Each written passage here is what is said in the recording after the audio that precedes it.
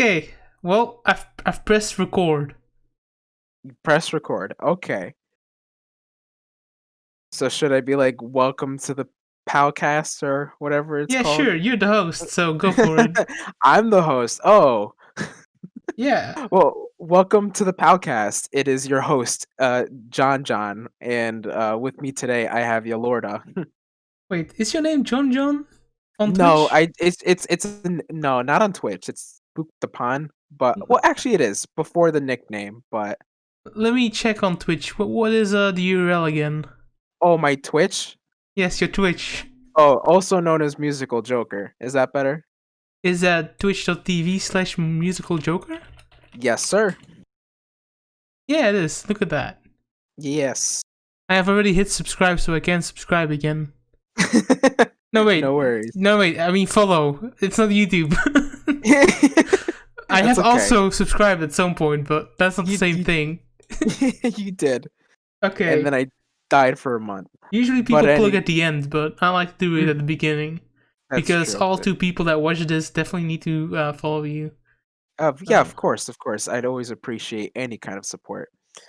But okay, anywho, so well, today we're talking about Kingdom Hearts 3, right? wait, hold on. You're not actually the host. I'm the host.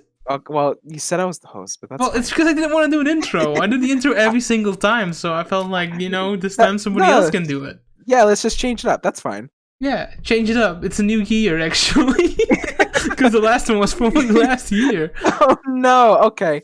Yeah. All right. Cool. We did Avengers Endgame, I think, with Jamie and Phil last. Ah, damn, that would have been great to talk about how I didn't have to pee for the full 3 hours. I mean, let's just keep it at that. That's a story, but I think we know enough. No, of So course. yeah, why we're here is you have this thing in the Pals group on the Discord, discord.gg/ I don't think it's actually a custom URL, so you just have to click a link somewhere. Mhm. But we have this like ongoing joke that John was going to rant about Kingdom Hearts 3. I think on the podcast, but he never did. I never did it, and it was supposed to be like a week after its release because I believe I beat it by then. A week Um, after the release last year or yeah. something then. So I feel like it's been long overdue. I'm still very angry about the whole experience. Well, I would say the whole experience. I did enjoy pieces here and there, and I'll get into that in a bit. But I definitely want to get like the negatives out of the way first. Okay, well, let's just dive in. All right, let's just dive right in. First things first, aside from the story, because of course people would say, oh, you're going to mention the story because the story's awful. I know the story's awful, but that's not why I'm upset about Kingdom Hearts 3. I just want to get that out of the way first. Wait, the story is awful? I mean, Kingdom Hearts, like the overall plot of Kingdom Hearts is awful. Kingdom Hearts 3 does not make it any I better. mean, it's convoluted, and in 3 they basically just showed that it is. Exactly, and honestly, even towards the end, where basically the main bad guy of basically all the games previous to Kingdom Hearts 3 was just like, I did it because I don't know, like basically like not exactly 'Cause I that don't reason, know. but basically that's why. It's just he did it for not like I did it because I'm evil. No, he did it because of some bullshit reason because of losing his friend. I'm like, okay, so you did all of this misery and all of this crap to all of these people just to do I believe it's just because of his friend that died or like something along those lines. Very very Wait, stupid what? reason. I it's been a stretch. Hold on. Um but like Xehanort basically was just like he did it for not a good reason at all. It was very mediocre and it was not what I was expecting in a very bad way. Um going with besides the story, I the think you gameplay missed something about the story. I'm not sure that's how it went. like it's not how it went. It's just me cutting it apart. Hold on. Let's see, because I'm like catching up on it now. Oh, I know why it was. It's because he was salty that he didn't make like the Master of Masters exam, There and you then he go. used the power of darkness. There you go. That's my bad. Yeah. But yes, like I said, basically it's a stupid reason. I mean, Like it's a decent reason. not really to like be like a 5-year-old kid like in timeout like I'm gonna cause everyone to go to shit and then just like just do all of that for that one reason, and then him be like good after it's over in the afterlife with his friend. I I'm like, mean, it was that's. not really like a redemption, but I mean, it wasn't because he still went through with it, but then kind of was just like, it's too late now, and then he kind of seems like good after. But again, I wouldn't call it a redemption. I think it's just a way to show the people that he's not like pure evil. He's still like a human in a way. I mean, I guess, but humanizing him at this point is kind of stupid. It is a bit I think late. exactly. Extremely late to the pinnacle, to the end of the entire saga. With Xehanort, that now they want to humanize him when they could have done it before, when he was just like using a poor orphan to separate his body from this little wussy to a being of darkness. I'm talking about Ventus, by the way. Oh yeah. What struck me as odd in that whole exchange is then at the very end he Mhm. confronts like all of the other Xehanorts or like the 13 Darknesses, and Yeah. like Xemnas and the other Xehanort are like, you know what, you're actually a pretty decent kid. Remember what he said to Riku? Like it's like a father in a sense. It was really weird. I think so, yeah. That again, that was pretty weird.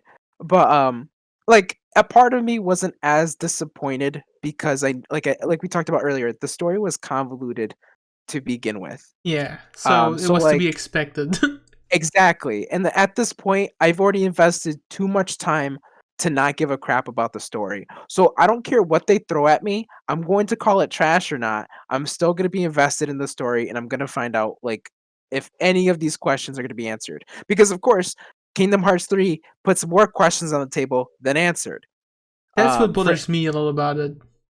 exact for me too. For me too. For instance, like what I remember is one of the enemies that you fight towards the end of the game, they give you a card and you don't see what is on the card. It just Oh shows that yeah. Sora gets a card and that he'll be using it later. But for what?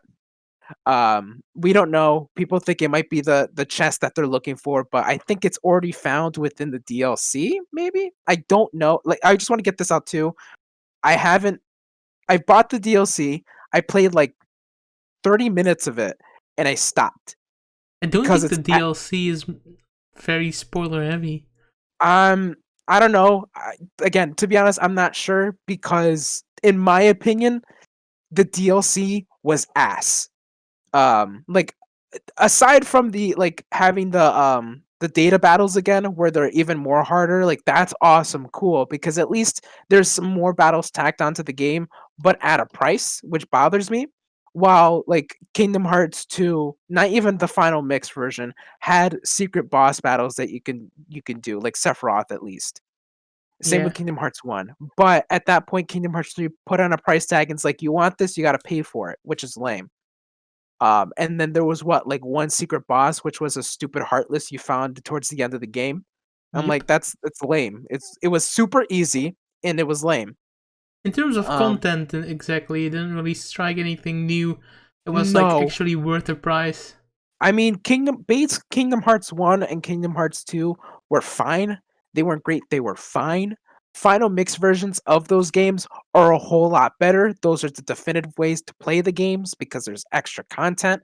Although not a lot, but there's still extra stuff. Like Kingdom Hearts 2 Final Mix, you have the data battles where those began, and then those were hard, especially on like Proud or Critical mode. Um, but like Kingdom Hearts 3 really had nothing. Like they also had like those orbs, I guess in place of like the tournaments that we used to have in 1 and 2, where you like get to fight Heartless, but I'm also just like that's kind of lame. It doesn't really do much. Um but again, like that stuff overall is just kind of lame with me. But I haven't played back to the DLC. I haven't played it. Data battles are nice, but like it was like it was bad. Like it was retelling towards like the end of game events, and then it basically you replay those events with just some like little twisties in there. Oh And when I say yeah, I twisties, remember it now. has you it has you play like Roxas for like 5 seconds, and then boom, a cutscene. Oh, you get to play Riku. Boom, 5 seconds in, a cutscene, and then you fight again, and then the battle's over. Wait, now it's hitting me. That's right. Isn't the whole story about the DLC that Sora like time travels? Basically, that's Oh, the I forgot about that. entirety. That's exactly why I stopped playing it, because it's basically events that we already know about. It's just like a little, just like a sprinkle of extra stuff of basically sort of time traveling to get where we already are in the story. So Yeah. it kind of reminds me of like Final Fantasy 15, where they did with the Yeah. like the in between chapter update, like of a certain chapter where like they were in jail or something, I believe. It reminds me of that, but I think Final Fantasy 15 did it a lot better because at least like it filled in information that wasn't there, that we knew wasn't there. Honestly, if this DLC did not come out, I would not have known nor given a shit, and I still don't, about the extra content that was in the DLC. Like, who cares that Sora time traveled? Like, we basically got to the same place. Whoop de doo. Well, I think the whole thing behind it is like, oh, that's why he vanished at the end of Kingdom Hearts 3. But I'm like, that is not new. That's something that we already established is going to happen. Like, it's exactly not a surprise, and explaining it away like that is not even interesting. no, because that like for me before, like I already knew, of course, that was gonna happen. And especially because he was using the power of awakening when he has, I believe, was it because he wasn't mastering, like he didn't master it yet, or he used it too much that Or he it was wasn't a supposed to. dangerous like technique to begin with. Yeah, and at that point, like they were like, something's bad is gonna happen if you do it, and he does it anyway. Boom, he disappeared. Okay, fine. But then he time travels, and then it leads to the same conclusion. It makes no difference to me. It's literally, if that never showed, then I would have been to the same conclusion. You It know doesn't what it matter. reminds me of? It reminds me of the third Harry Potter movie where they use like the time turner. Do they? Oh, you don't I remember that? I don't, because it's been super long since I've seen Have you any of seen the the. movie? I will quickly recap it for you if you need to. Yes, yes, So please. there is this point in the movie where you have like those ghostly things, Yes. and they suck like your soul or whatever, or they make you Hmm. relive like your biggest fear. So he and his uncle are like at this lake, and then they get saved by like a deer, Yeah.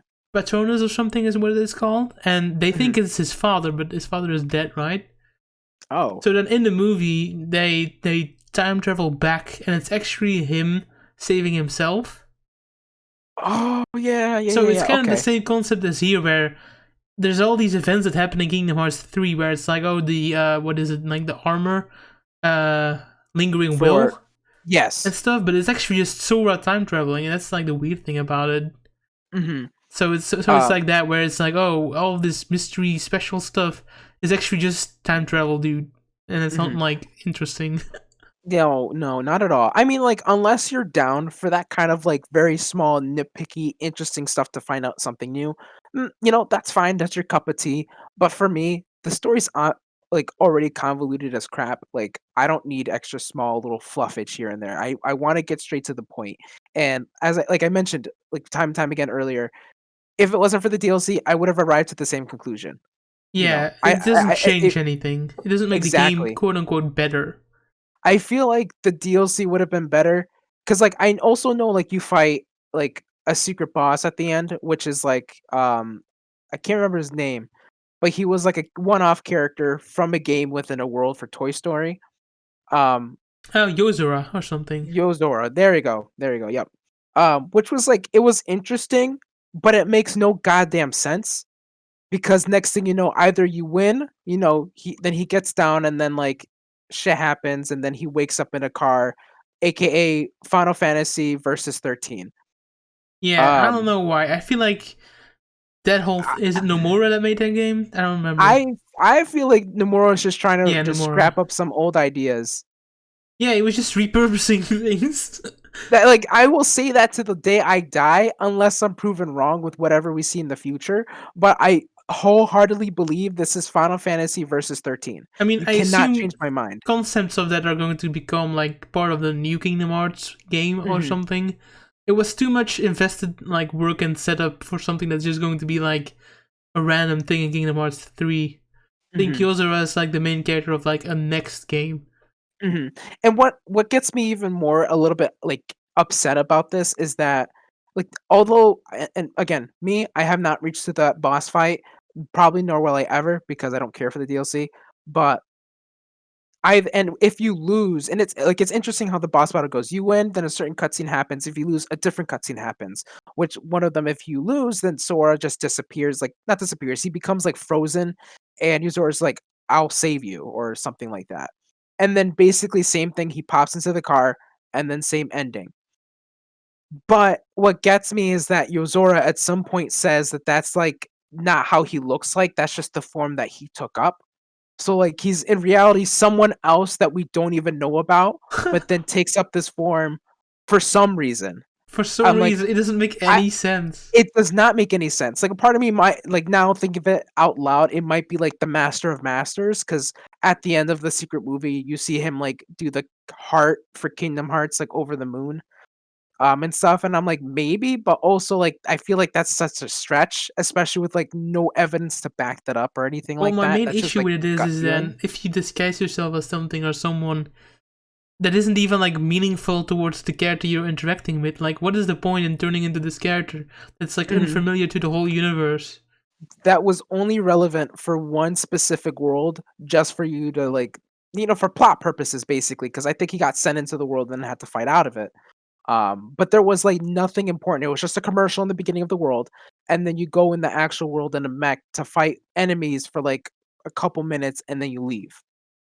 Like again, and I completely agree with you. Like, what's the point of it if you're just going to use this one-off character that no one gives a crap about? Because I don't. He holds no significance to the story or the plot as of right now. Even with that whole DLC thing, he still holds no significance for me just because of him saying that. The whole Uh, DLC doesn't really do much other than tease even more about what's going to happen with that box. Honestly, for me, I would have rather bought like another 2.8 game of just playing Aqua and the Realm of Darkness than just buy the DLC. Because like again, data battles are nice, but in my opinion, it's not worth it. It is not worth it. At that point, which I ended up doing was I just looked up the cutscenes on YouTube. I wish I did that and I wish I didn't buy the DLC. It was not worth it. Um to get more into it for like the meat of everything in general is the gameplay that I also have a problem with. Um Things that strike me odd is that yes, we see how like Sora basically lost all of his powers and know-hows and stuff because of how what happened in the previous game, Dream Drop Distance. Excuse Hmm. me. Yes. And okay, fine. That's I guess in a nice way to set things up for the next game. Go figure. We got to start at like some lower level. But then you already have like the attraction gimmick. I'm like, where did this come from? Why is this here? Wait, what's the Like attraction gimmick? basically like Sora, if you attack enough, you get a triangle prompt, a quick time prompt, and you select it, and it will allow you to like randomly like pick out. Well, at the time it'll show a name and it'll let you know like Oh, the attractions like the Disney World attractions. Okay, yeah, base sorry. yeah, it's like the I was ship or thinking like the about like teacups. magnetic attraction. No, no, just like the teacups or like the ship Yeah. and whatnot. I'm like, it would make more sense if you learned it throughout the game, but that stuff is available to you from day one for no reason. And I know like at that point, like this is kind of like nitpicking, but it makes no sense coherently within the story. If he lost all of his abilities, how did he get these new ones? Like he just lost them because he just woke up, and then this stuff happens. Like I know he left at the end of Dream Drop Distance to go see, like go back to the dream world because then he saw like not the nightmares, the dream eaters. Uh huh. Like maybe he picked it up there, but it would have been nice to see how he did it because like, again, it came out of nowhere. Yeah, Again, true. I know this nitpicky, but that's just something that always bothered me. Although I did like the attractions, they were fine, they were great. They did help, you know, make the gameplay seem more like expansive and different from past games. Hmm. Because like as you see from Kingdom Hearts 1 to 3, story becomes less and less stiff and then more like, combat enabled. But then I also don't like the combat in Kingdom Hearts 3. In my opinion, the pinnacle of combat overall for gameplay is Kingdom Hearts 2. Yeah, that's what most Dream people would say. Because of the fact that Sora is so floaty in later games. That when I say that I'm talking about Kingdom Hearts 3 and then like Dream Drop Distance, for example. You do an air combo, he stays in the air for 2 seconds and then falls down. Well then like in Kingdom Hearts 2, you combo and you fall like almost immediately. I feel like again, nitpicky, but it breaks up for me, it breaks up like the tension of combat and it just makes things seem weird. Um and I don't know, like for me, I've also experienced more like of a hard time with that as well. Like I just stay up in the air longer than I wanted to, and then I get hit for some reason, and then I get frustrated with the game. Um, but like I do want to mention stuff I like. I like that there's different variety of moves that you can use. Of course, go figure. Different spells like water, I believe, was a nice addition. I actually quite liked it, and I was quite expecting it within this game. Um, Didn't they get rid and of one, or did they turn arrow into like a spell? they turned Arrow. Kingdom Hearts 1 was just a pure defensive spell. Ever since then, they used Arrow as an offensive move. Um, like in, I believe in Dream Drop Distance, it like created a whirlwind, and you were able to step off of it to do some parkour, hardcore parkour. I Mm-hmm. can't remember the name of it right now, but that's what I'm gonna call it for the time being. Is it something dive? Maybe I'm not sure. Let me check.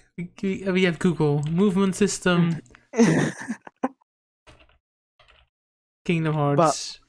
Dreamcast. yeah, like and the thing is it kind of bums me out because I did like Arrow as a defensive skill in Kingdom Hearts 1, but then Reflect came into play in Kingdom Hearts 2 and that was broken. Um Yeah, and Fire became useful in Kingdom Hearts 3 as well. Let me also check because I thought there was different stuff it's because like called free flow, by the way. Free flow free flow movement. free flow movement. All right, so he has Fire, Water, Blizzard, Thunder. He has Arrow again, yep, and then he has Cure. So bums me out, but he only has like 5 magic spells within the game that of course become like upgradable through time. What fire, water, blizzard, lightning, Did he have arrow, and balloon then in that curse. game? So that's 6. No, he had in Dream Drop Distance he had Balloon, which was overpowered as crap as well. Yeah. um like the variety is a little bit low, but these are effective spells. I use them quite often, I'm not gonna lie, more so than I have before, especially fire again and water. Um and like they looked good. Everything within the game looked great. Again, gameplay was great for like a good chunk of it. I also liked the different forms. It made me kind of miss the like different forms we had in Kingdom Hearts 2, but these were great. Like the keyblade transformations with those as well were quite nice because you get to see Dora, not Dora, Sora in different outfits. And then, of course, different weapons. Like you see him with like twin pistols, or you see him with a giant hammer. Like that stuff is awesome. Like I was here for it when I saw it in the trailer, like 2 years before I ended up releasing because of all the delays. Oh yeah. Um, like again, those are some of the great things I love about the gameplay. Um, but the other things also kind of like get in the way of that for me. Um, what else was gonna mention? Hmm. Have you seen anything about Kingdom Hearts 3 at all? Like anything related towards it? Because I know you don't I have have seen a let's play on the whole game. the whole game. Yeah. I see, because I'm pretty sure you don't have a PS4 or Xbox, am I right? No, I do not. Gotcha. Okay. Um, The first legit game that I'm probably going to play is a rhythm game on the Switch, which is kind of sad, but I mean, that's fine. The rhythm game I'm okay with because the music in Kingdom Hearts in general is good, except for 3. But it is true. It's more forgettable, I feel. that's something I also wanted to talk about was Kingdom Hearts music and Kingdom Hearts 3 besides the intro. So Don't Think Twice and then Face My Fears. Those are So the good, in yeah. those are really good songs, but then also on top of that, I feel like they're more memorable because of how often they were played. In every Um, trailer that we got for like 2 years. exactly. Like the only songs you would really hear, besides like the typical like other Kingdom Hearts songs that we already have. But then, like for me, what gets me, and you can say this because this is based off of my nostalgia for Kingdom Hearts 2, but Kingdom Hearts 2, in my opinion, had so many good tracks in the game. Like working together, the fighting music for Kingdom Hearts 2 in Twilight Town, that's a bop. Oh, Um Twilight Town is big. yeah, like great songs overall from that world, from I'm trying to think here. Mulan, I loved Mulan's world and then the music because it sounded really like it fit in really well with each other. But then I look at Kingdom Hearts 3 and it's so underwhelming and extremely forgettable. I cannot remember any of the songs from Kingdom Hearts 3. Even some of my more favorite worlds like Toy Story it had like light-hearted music. I'm pretty It sure like it had the was like main light and theme, like a new version of the main theme. yeah. And that I don't remember. I cannot play like the rhythm of it for you or anything like that. Even Big Hero 6, which also was another world that I liked, but I had so many gripes with that I could not remember the music. Same with Tangled or Elsa's World, like all the Frozen World. Pirates of the Caribbean as well. Music was not memorable. It was bad. Like I don't know what happened. I don't know what was going on with them, but they definitely just dropped the ball in terms of music. Because like even when I was playing through Kingdom Hearts 3, the one and really only time, I was not like moving along with the music because I typically did because like in Kingdom Hearts 1, Kingdom Hearts 2, and the other ones for that matter, more so too, I was enjoying the music. I felt like I was really in the game, like I was immersed in it really well. Kingdom Hearts 3, I did not feel that way. And it also did not help as I played through the game. I got more and more like not depressed, but like I wasn't as hyped as I thought I would be. Um, and I don't know if that says a lot about my experience with the game, but to me it definitely does.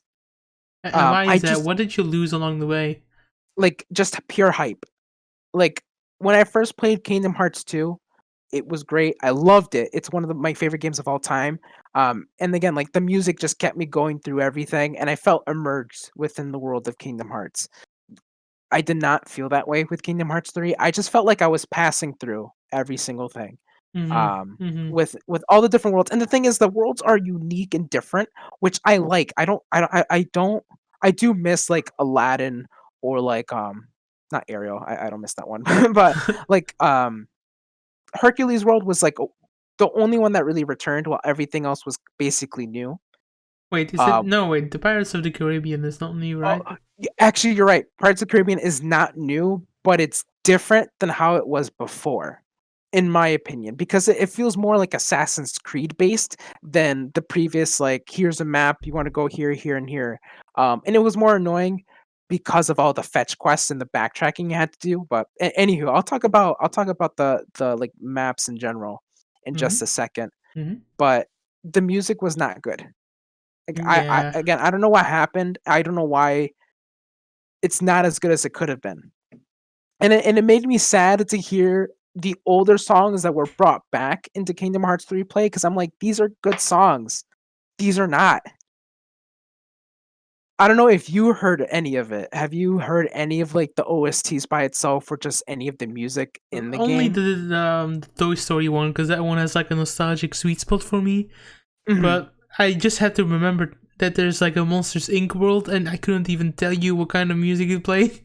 I'm not gonna lie to you. Although I like the Monsters Inc. world, I did not remember that until you just mentioned it. Which is weird, right? Because that one has like the very famous design for Sora, where he's a Mhm. monster. Like, Exactly. if there's one thing that I have to say about Kingdom Hearts 3 is that the character design for Sora in the different worlds was probably at its peak, but Mhm. like you said, it feels like you're just passing through. So like by the time that you are like fully accustomed to the character design of like a world, you're basically already out of it. Mhm. It holds no significance in my opinion. Like like this is gonna kind of transition over to how I feel about the world choices and the events that happen in each world. For me, especially with Tangled and Frozen's world, those are the two worst worlds in the game.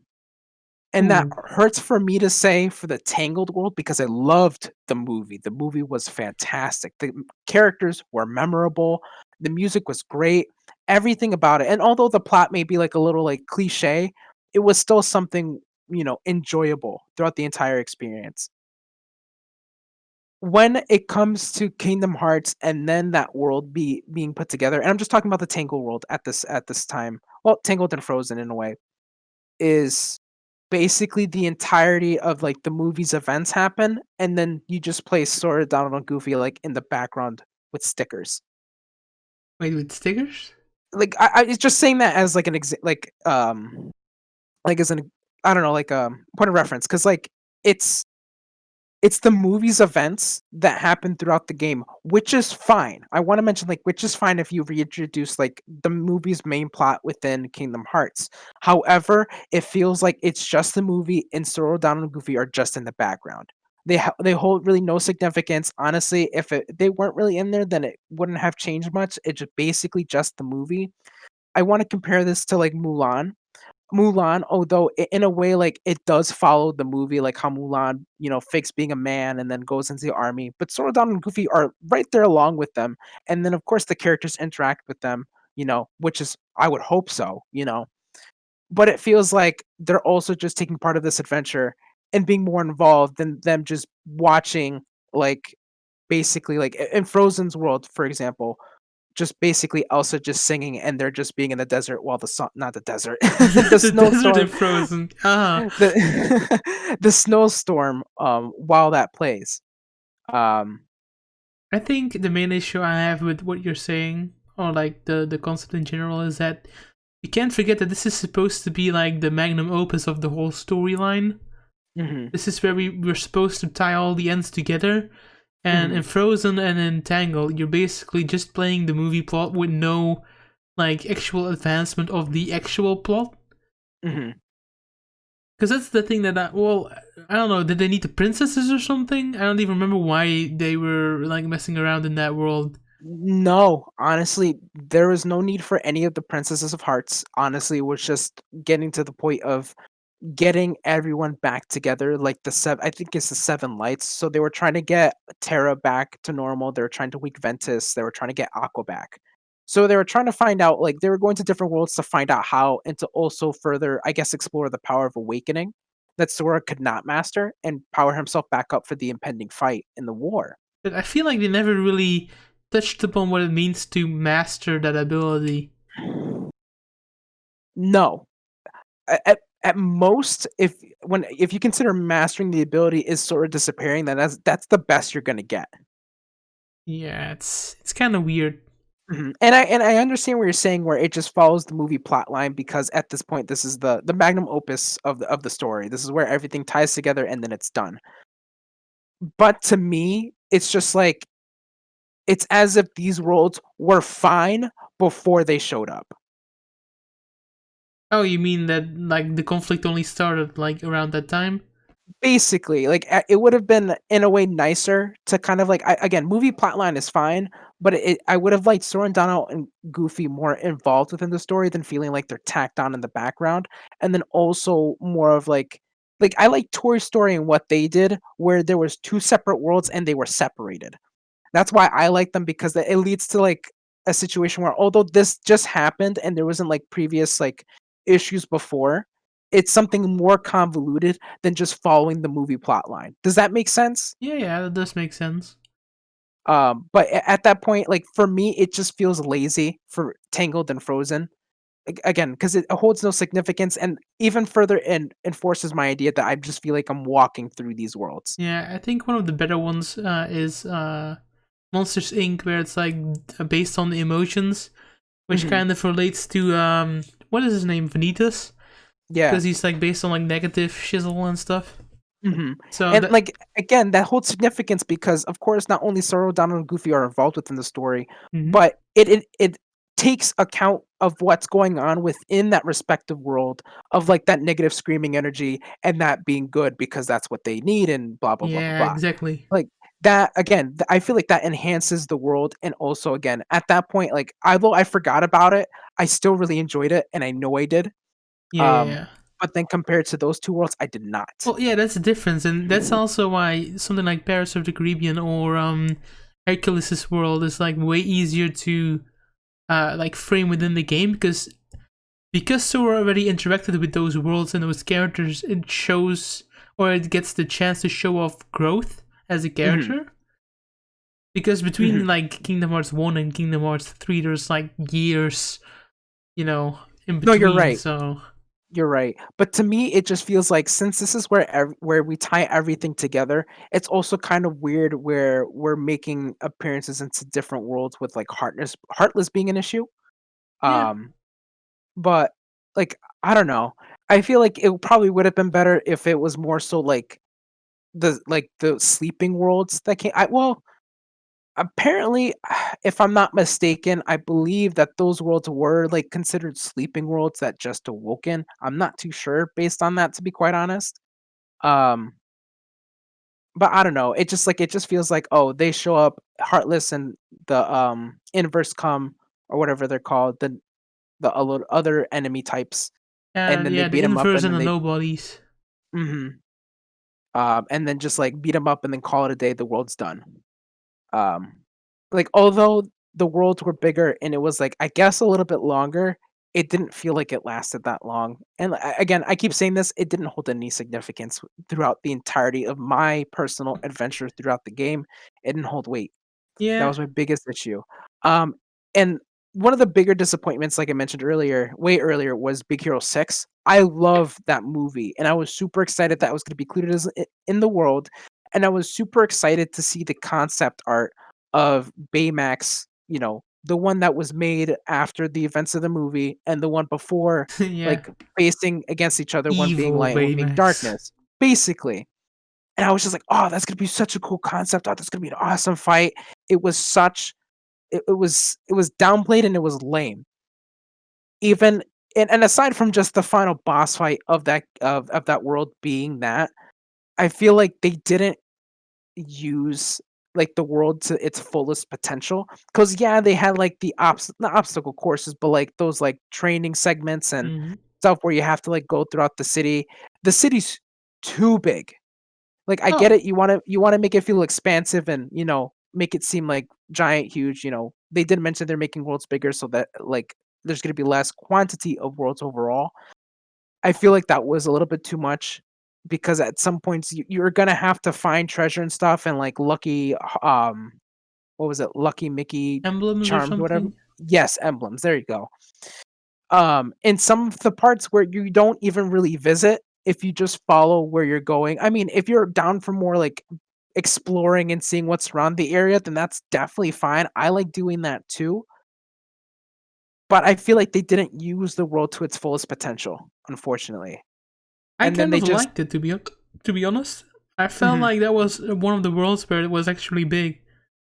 I think it was like I said, I think it definitely is big. I think it is one of the better worlds in the game, but it to me personally, it was a little bit more of a disappointment because the fight at the end was not what I expected it to be. And also, again, the world wasn't I feel like the world wasn't just used that much. Like either most of the time you're gonna be out there trying to find stuff or kill heartless or enemies or do those training segments, or you're gonna be in the garage. Just like Or in the seeing garage.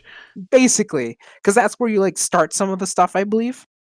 Um but I don't know, like, it was fine, don't get me wrong, but that's just my personal gripes with that one. And then Pirates of the Caribbean, although it was, like, nice to have Jack Sparrow come back after the events of Kingdom Hearts 2, I although I like the idea of it being an Assassin's Creed kind of thing, I also didn't like it. Like, it didn't felt like it entirely fit into it, and then again, too much room was given so that you just waste hours going to, like, these islands to find very specific items, like, for making the Ultima weapon, you have to, like, find some specific necessary items on those different islands you have to travel super far to make the Ultima weapon, and I wanna say this first, I have not made the Ultima weapon. I have not made it the weapon, and I have not 100% completed Kingdom Hearts 3 in terms of like trophy like achievement and all that stuff. I'm very low on it. And honestly, if I check right now, I think I might be around like 70 or so, which it isn't like a drastic, like oh, that's so far away from 100%. Like I feel like that kind of says something because I didn't care to go through the extra, schmuggle to get stuff done. Hmm. Um Well, you're not and going to do that for a game you're not invested in anyway. that's absolutely true. That is absolutely 100% true. But that also reminds me of the gummy ship. Like that's also something I liked a lot too. Was that it was more open and free Yeah. compared to the linear like here's the level by level like or like Kingdom Hearts 1 I did not like because it was just like super linear, not much excitement going on. Kingdom Hearts 2 upped that up like 120%, and it made things more entertaining and more investing for me because I had to stay on my toes or I would lose and then I have to start over again. Hmm. But I still didn't enjoy it. while Kingdom Hearts 3 made things more open, which I definitely appreciate because it gives more of that like here's the universe that and you're like traveling through the worlds and stuff like that. It adds more immersion. It connects the two worlds more in a sense. Mhm. Yeah, and I completely appreciated it. But what I didn't like was like the extra bosses you would have to fight for the ultimate weapon, I'm pretty sure. Um and I feel like that excuse me. I feel like that's endlessly tacking on extra stuff towards the end of the game, which is like Well, that is kind of what the ultimate weapon is supposed to be. in a way, I guess so, but I feel like I had less of a struggle finding that stuff in Kingdom Hearts 2, to be quite honest with you. Maybe some backtracking, but I did find some stuff along the way. Yeah. I don't know. Like I feel like like the ultimate weapon is supposed to be kind of like the platinum achievement or the 100%. Like, it's like, okay, you've earned this because you have done everything there is to do. mhm. But then what bothers me even more is that if that's the case, and again, that would be fine. You know what? You take it that way, that would be absolutely fine. But then what is there to do? Because at least if you got the ultimate weapon Kingdom Hearts 1 and 2, you could have went through like the what is it called? Like the Hercules cups and stuff like that, and then fought the enemies like basically just going through boss battles. And the thing is you didn't have to do it, but it was fun. It added something else to the game. It made it just like a little bit more refreshing. Personally for me, what I like the most is although I couldn't beat Sephiroth before without using the ultimate weapon, it made things easier. And then I beat him. Hmm. I'm pretty sure. Or like I had a more difficult time without the ultimate weapon, but like being able to beat him added more enjoyment to the game. Um like so comparing that to Kingdom Hearts 3, you have one secret boss at the end of the game. The base game, mind you, without the DLC.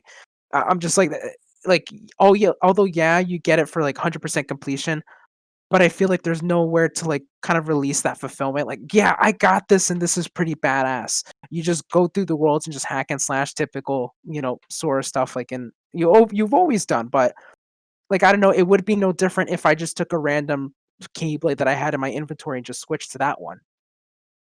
Yeah, I guess it's for the data fights now if you count the DLC. I mean, yeah, if you count the DLC, then it's 100% for the data fights because at that point, if you go for like critical mode run or if you do like the one a level 1 only run, then at that point that'd be fantastic. But if you're looking to not take that kind of challenge or to stress out over it, then there's nothing in terms of fulfillment for you if you try to 100% complete the game and then try to like reap your rewards out of it, I guess you can say. Like, I don't know, for me, Kingdom Hearts 2 and 1 made things more fulfilling, even after I completed all of the game, because there was still extra stuff to do. Um, I don't know. I don't know if which one had more secret boss fights. I think Kingdom Hearts 1 actually did, because it had one in Aladdin's world in Neverland, and I'm trying to see if there's anything else. But again, back to what we said way earlier, that's Kingdom Hearts 3 only has, like, 1. Yeah, the one at the very end, Mhm. like the Heartless, whatever. But let's transition over to Keyblades because I'm not gonna lie, this is something I entirely love. I don't hate this at all.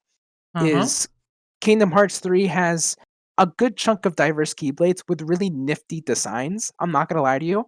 Mm-hmm. But what did bother me before in Kingdom Hearts 1 and 2, mainly well, I guess you can say both, because in 2 you have keyblades that are assigned abilities to each one, and then you would wanna use it if you're looking for that specific ability in mind, like there's a water boost or like a combo plus or air combo plus, whatever.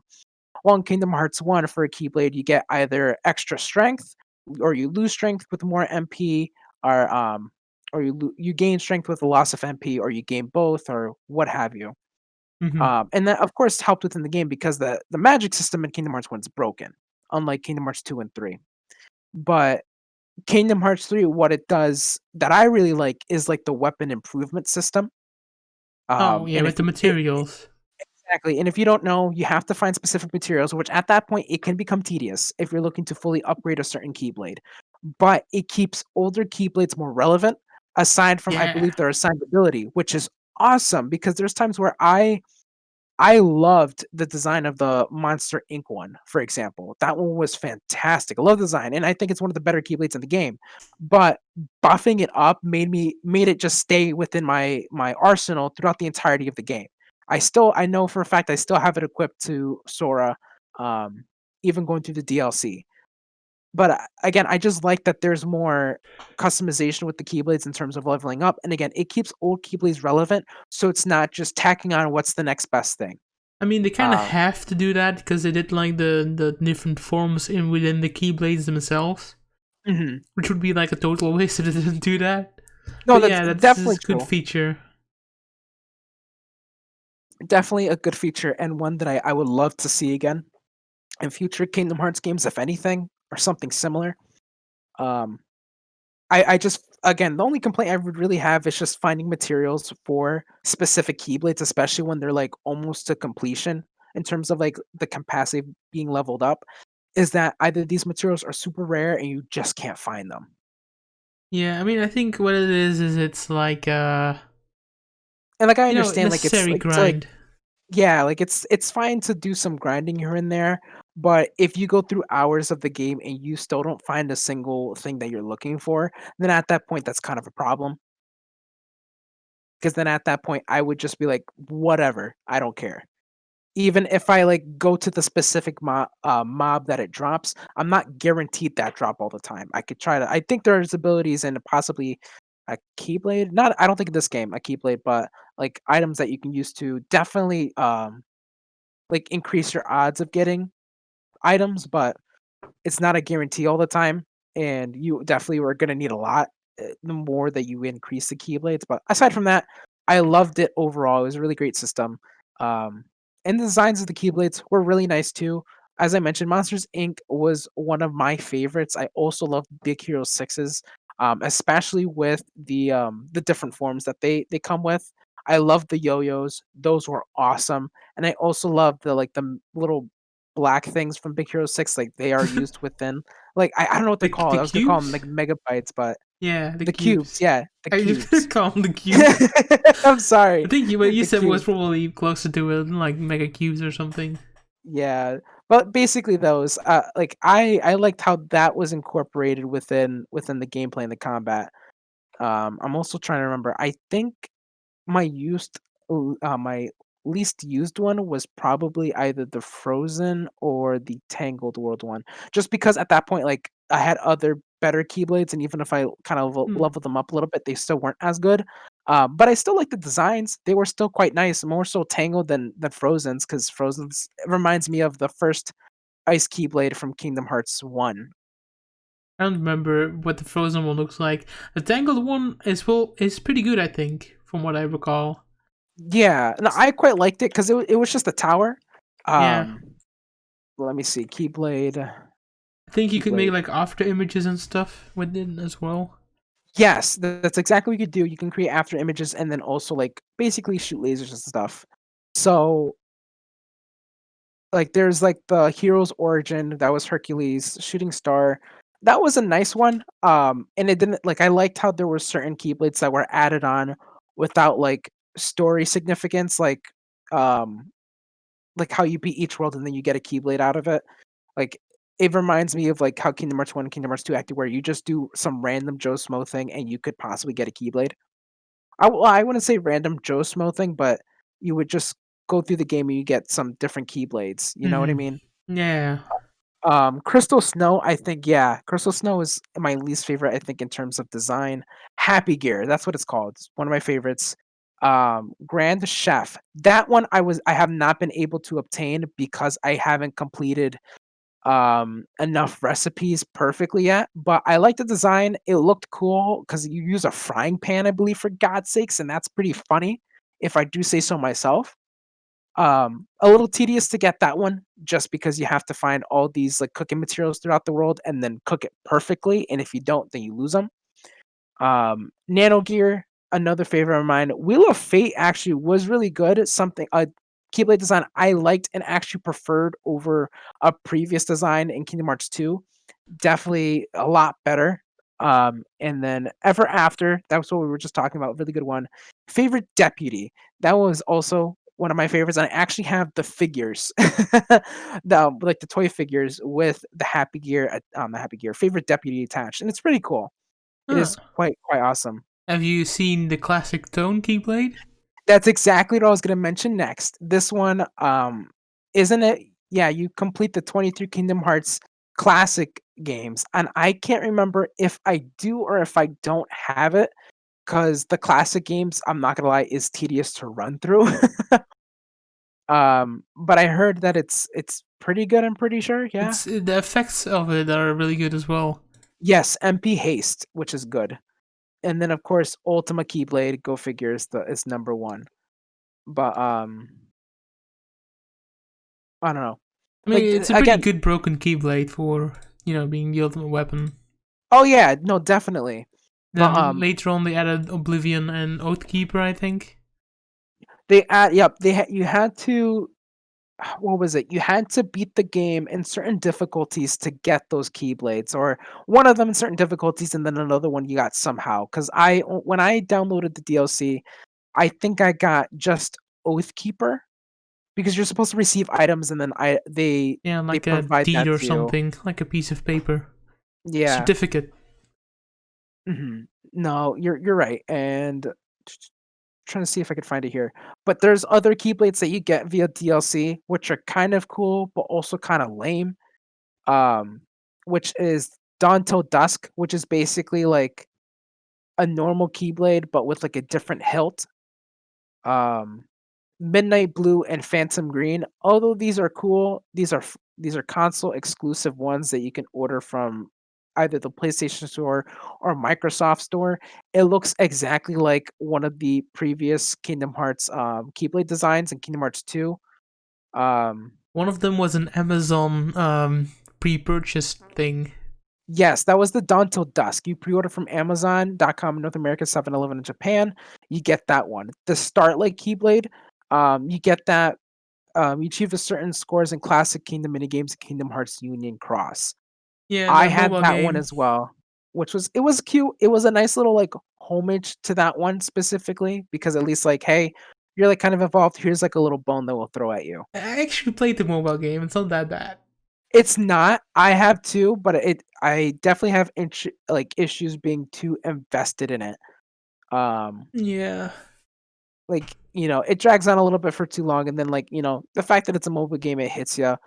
But it's not bad. Like I don't know why it gets such a bad rap as it does. It's not a bad game. Um, wow, these are really not helping me find out about the Oathkeeper or Oblivion.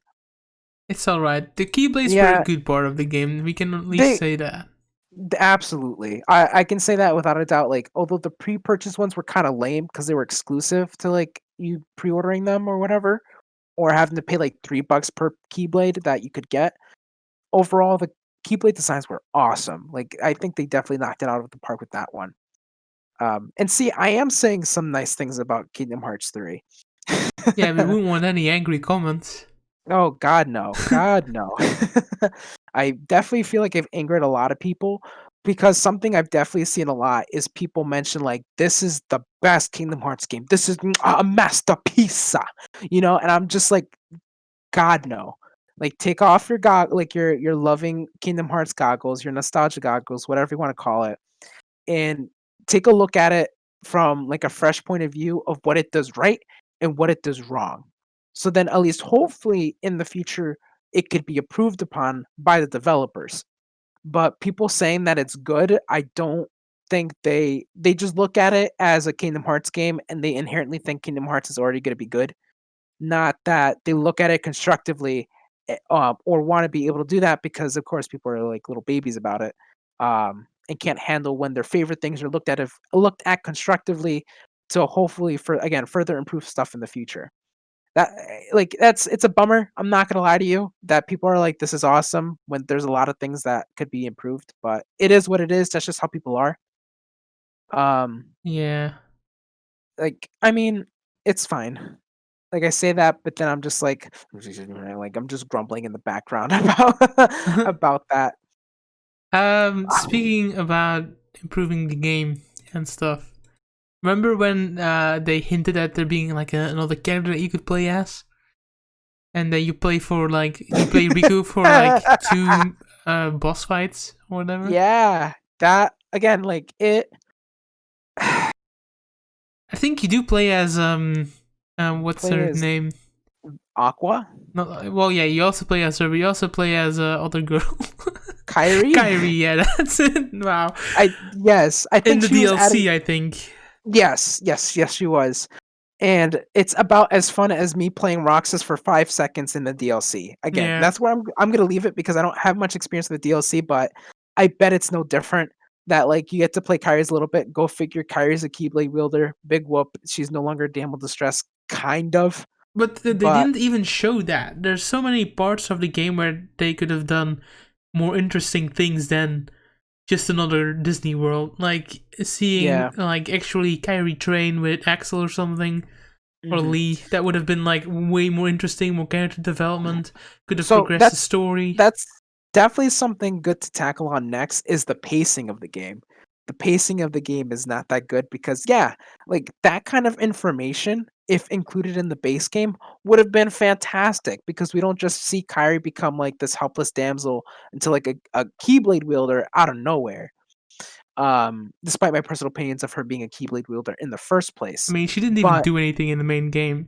I mean, exactly. But people are still gonna defend it, so I'm just gonna roll with it. But like it would have been nice to see like them actually train with with Yen Sid or all of that stuff and just seeing like how they further develop into the characters they are now instead of just like cutscenes of just smaller things and then that's it and then we see this stuff happen later on.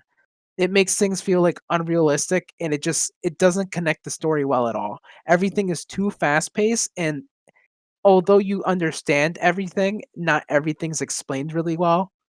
Again, in my opinion, this is purely my opinion. You may think that the pacing is fine. I don't think so. I I think the agree, pacing actually. was The pacing is not good at all. no. I feel like the pacing in Kingdom Hearts 1 and 2 are a slightly better. Um, but no. Kingdom Hearts 3 has bad pacing overall. And then like I said, it just made me feel like I was walking through the entire experience of the game. Well, it's like you do like two Disney worlds, and then now we gotta save Aqua and Roxas. Yeah. And then you go through two worlds, and then it's like, oh, now we're here. Mhm. And It's just like a lot of back and forth. like I know what they're trying to do. Some of the worlds do actually set up like all. That's actually kind of the issue with it. Most of the worlds are basically just set up for the vessels, like the replicas. Mhm. Because they're Yes. like, oh, these toys have hearts, and oh, what does it mean to be have a heart? Same Mhm. with Baymax, he's like a vessel. Oh. But Yeah, like, basically, and that like nobodies actually do have hearts and they were lied to. yeah. But then at the very end, that's where all of the story is. It's all like backlogged in the Keyblade graveyard. It would have been nicer if this kind of stuff was more spread out throughout the entirety of the story instead of just world after world of just self-contained story stuff for the most part because there's some things that happen of course within those worlds that tie into the overall story but it's just like very small stuff like Xehanort within the Toy Story world as you just mentioned but it would have been nice if it held more significance. Like again, like what Kingdom Hearts 1 did, in my opinion. In the very beginning, that Sora gets transported from his world to Traverse Town, and then like he interacts with the characters there, but then is still worried about stuff that goes on the outside. Although they may not know or they do know, depending on how you look at it. Because like the Final Fantasy group at that point already know, because Traverse Town is full of like town full of people that are not original to that world but then like Hmm. how Kingdom Hearts 2 does it, what they're just like, we're meddling. No, we're not. We're not meddlers, you know. And they keep that a secret, but it's still hinted at, and they notice this and they discuss it amongst themselves. It just feels like again more so just the self-contained story. Again, what I want to say it's fine, it's okay, but then it just kills the pacing in the process and just kills the story even more.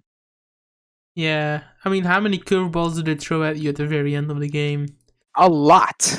Like, what is he called? Master Ericus is inside of Terra all along. Like, what? Yeah, It didn't that make came out of any nowhere. sense. Well, I mean, it could make sense, but like, And meanwhile, Terra is trapped inside of the freaking Heartless, and then like there's like two spirits within a no in a Heartless body. Like what? Yeah, I mean, It's like a part of me, like kind of, I didn't know at the time, but if I was more invested, like how other people are with coming up with like specific theories and whatnot for like, oh, this is this or that and that, there was tons of theories dating back to like a couple years ago, stating that oh, like Terra is Ansem's like, that's Terra. It's just he can't speak. He has all the wrappings and stuff. And then seeing that happen, I was like, what the heck? Like, where did this come from? But then, like, looking at the theories, I'm like, it's kind of cool that people are able to point this out, but I'm also just like, how? I mean, they don't really. That's the problem. They don't really want to explain that side of Kingdom Hearts. Like they focus No. so much on the time travel thing in the DLC, and Mhm. then like stuff like, okay, we just have to accept that Erika's inside of Terra. Sure, why Yeah, not? I guess so. I call it Disney magic at this point for Disney magic purposes, because True. at that point they're just pulling it out of their ass, in my opinion. Yeah. Because and the thing is, like, I could understand, like, oh, if you make a lengthy story, you're not gonna always know what to put next. But you also should, because you're looking to make a well-rounded story and something that the fans would love. And at the same time, yes, it's going to be well enjoyed by the fans because the fans are the fans and they'll take anything that they can get, even it is crappy, and they'll defend it to the moon and back. But like for people who are not so shrouded in fanness darkness, like I could see where things fall flat.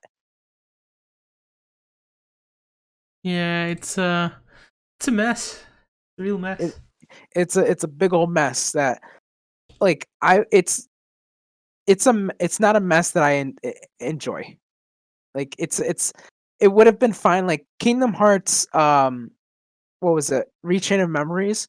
That was a mess, in my opinion. That it wasn't a great game because of like the whole card mechanic. I actually enjoyed that, but like the overall story of it is a basic retelling of everything that happened. But it's still a mess that I enjoyed because at least added something new to the table and it answers some questions from a person who didn't know at the time, who just went from Kingdom Hearts 1 to Kingdom Hearts 2.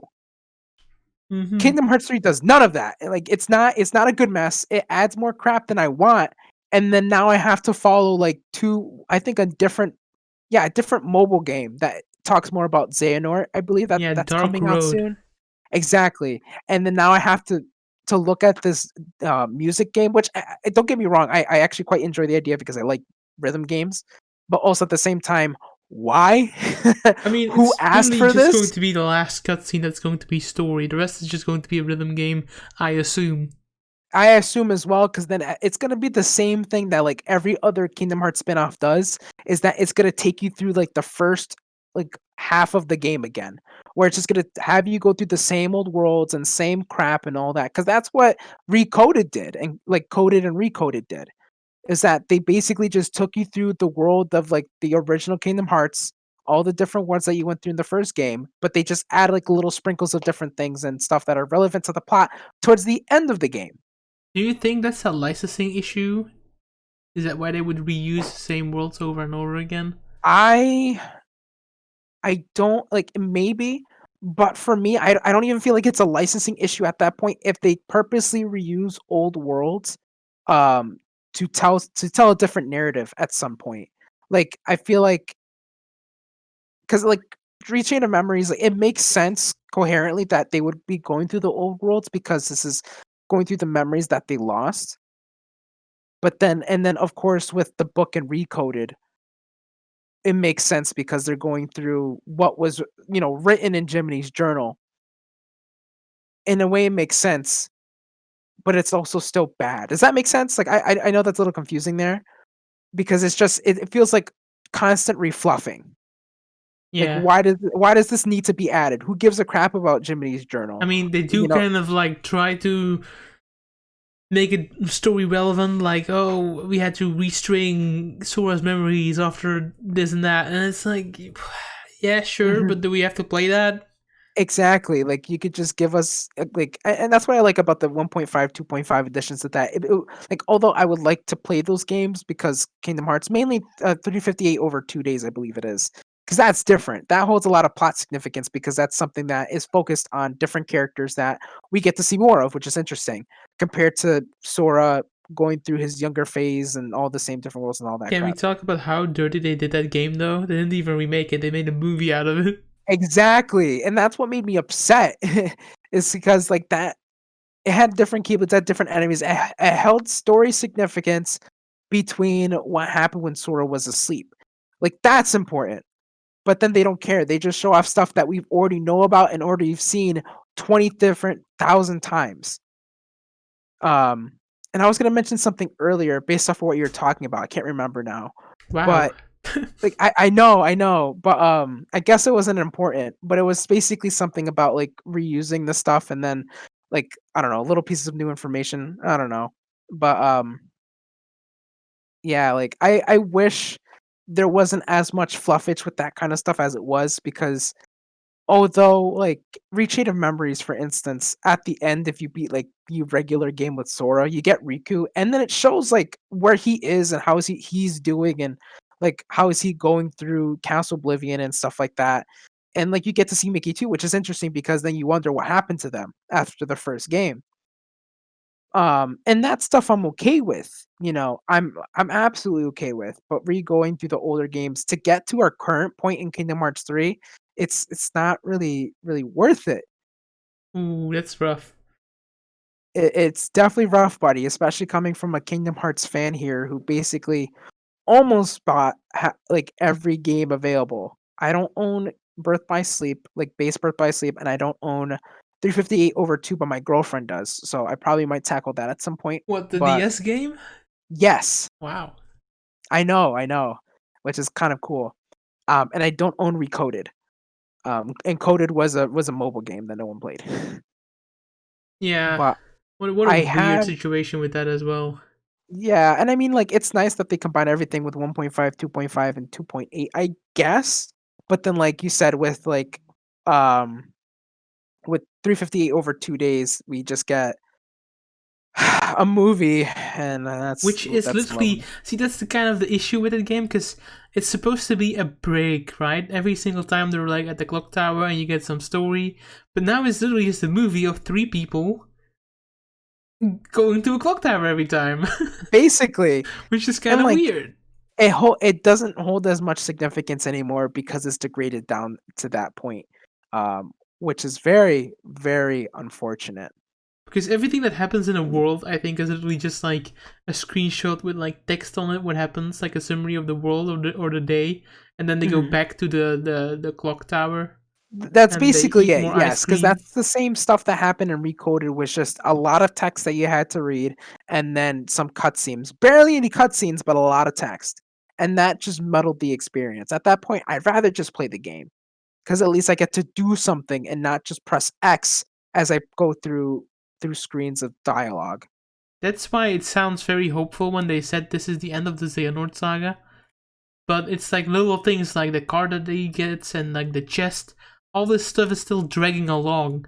So Hmm. is it in the end even going to feel that much different when it's probably still going to be Sora because there's like too many things Hmm. that are relevant to him. Hmm. Like honestly, for me, if like whenever they release Kingdom Hearts 4, I guess I don't feel like it's gonna be end of the Xehanort saga because it doesn't feel like it at that point. Unless like they and I hope they would make it more apparent as we progress through that game at that point. Um, but it just feels it's probably gonna feel like just a continuation of where we left off. You just won't see Xehanort anymore. Hopefully, you never know. They might pull some bull crap and be like, "Oh, here's Dream Xehanort or something," or like, Oh "Here's like his god. evil twin brother." Like, it's from the World Ends with You. It's like Semnus, but instead of an X, it's a Y. Basically, it's Yemnus. Yemnus. But that's the issue, right? Do they have to get rid of Heartless now? Is that what's going to happen? How do The- they change it up enough? a part of me doesn't think so because that's like one of like that's their staple. Like Iconic, that's their yeah. their big thing. I don't think they're gonna get rid of Heartless. I think they might just add a different mob like they did with Nobodies. Or they might bring back like they might add some enemies from the World Ends with You because I what I personally believe after the events of Kingdom Hearts 3 is that they're going to be including the World Ends With You cast within Kingdom Hearts. And I would like for it to be like that, because if that's not the case, then why were they even in the Sleeping Worlds to begin with? Good point. See, there's so many loose threads that they just kind of Mhm. they linger And, on. and that's why I get mad at Kingdom Hearts 3, because it doesn't solve anything. It leaves more questions than answers. I thought that I'd be getting at least some sort of resolution with some plot points that were left from the games overall and from the stupid mobile game, although I liked it.